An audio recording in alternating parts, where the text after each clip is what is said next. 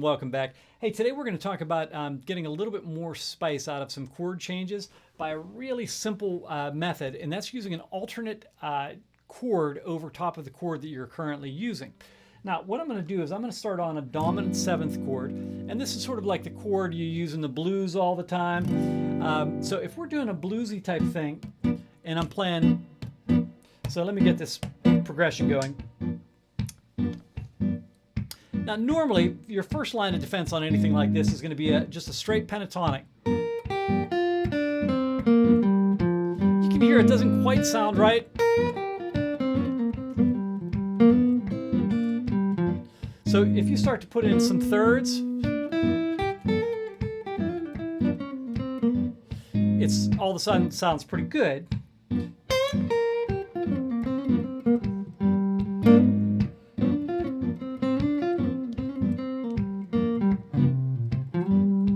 All right, so that's pretty workable. You can also, of course, raise the third on the pentatonic and make it a dominant pentatonic.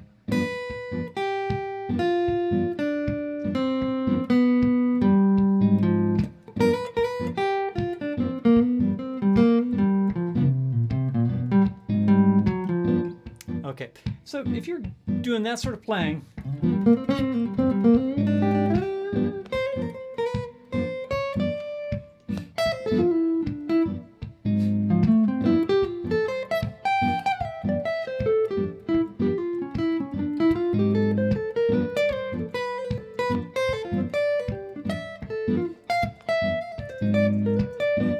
all right, you hear now all of a sudden I went into a different land of opening up some harmonies that really change the sound of it. So all I'm doing there is I'm taking my G7 chord and I'm going down. If I put my if I harmonize the scale, the 7th chords are always the 5 chord in a key. In this case, G7 wants to resolve to C. So if I'm in the key of C major, no sharps and no flats, and I would have C major, D minor, E minor. Now here's where the trick comes. The 4 and 5 chord, F major 7, G7. All right, now what I'm going to do is I'm going to superimpose that F major 7 over top of G7. Now when I do that, I'm going to get the notes F, A, C, and E.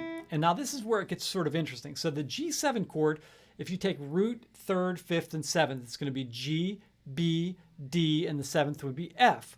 Now, if I keep going in thirds from that F note, I would have F, A, C, and E.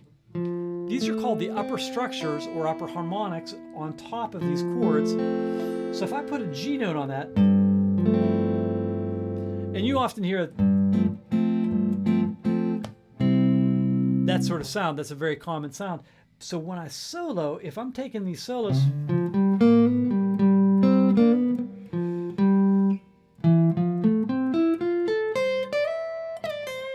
okay, so let me show you this first one. This is just a straight, and these are all going to be like pretty straight F major 7 arpeggios. If I start from the note E, which would be my 6th, 7th, 9th, 11th, and 13th, I'm going to do E, F sharp, A, C, E, F sharp, A, C, E. Okay, so let's try that.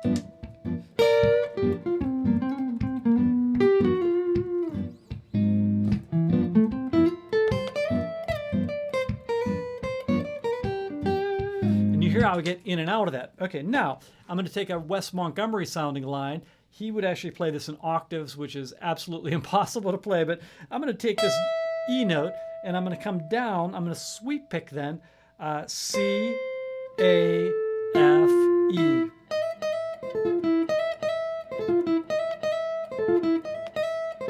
And again, he did that with octaves, which who knows how that happened, but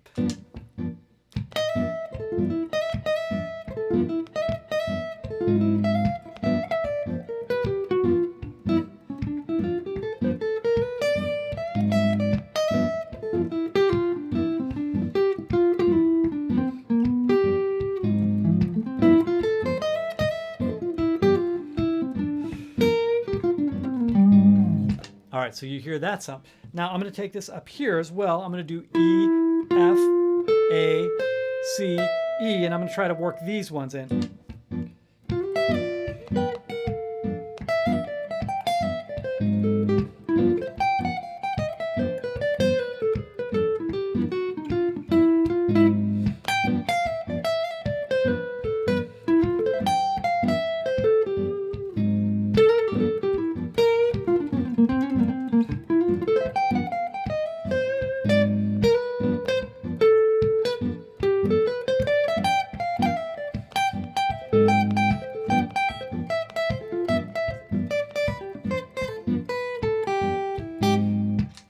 You hear again, I'm walking through. And then I went to a G chord. And then an F chord. I'm going to do one last one. I don't know if I can do it this fast, but this is a Larry Carlton riff. I'll show you the riff first because I might not be able to play it over the rhythm. But I'm going to do F, A, C, B, D, G. That's a G chord. F, A, C, G, B, D.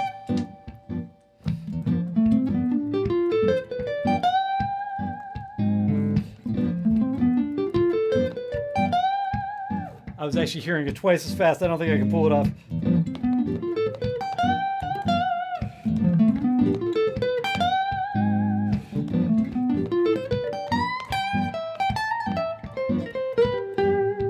Okay, then I can sort of bop back and forth between a G chord and an F chord.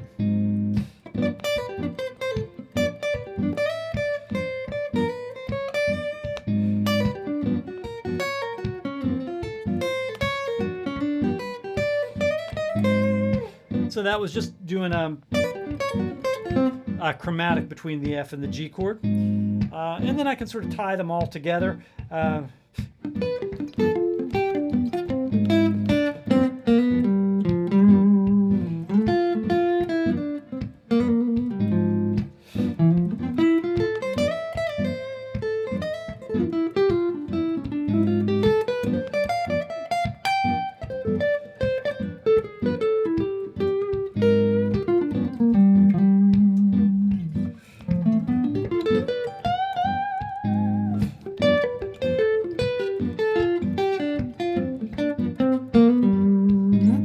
I'm just going through G major, F major, G major, F major, G major, F major, G major.